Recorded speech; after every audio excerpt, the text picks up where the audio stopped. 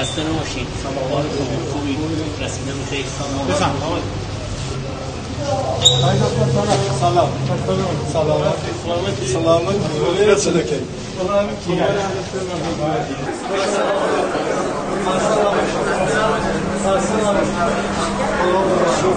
خدا انشالله که شماها رو برای مملکت، برای مردم حفظ کنه. برادرها و خواهرای پزشک، پرستار، کار در بحران‌های مختلف واقعا امتحان‌های خیلی بزرگی رو پس داره.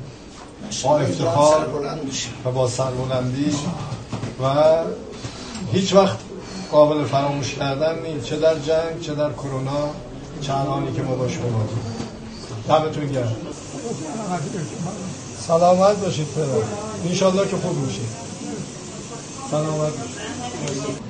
انشالله بلا دور میشه، عمل میکنن، خوب میشید، برمیگردید به امید خدا. انشالله به سلامتی. دعای شما خواهش میکنم. سلامت باشید. مرسی، ممنون. دستتون درد نکنه. سلامت باشید انشالله.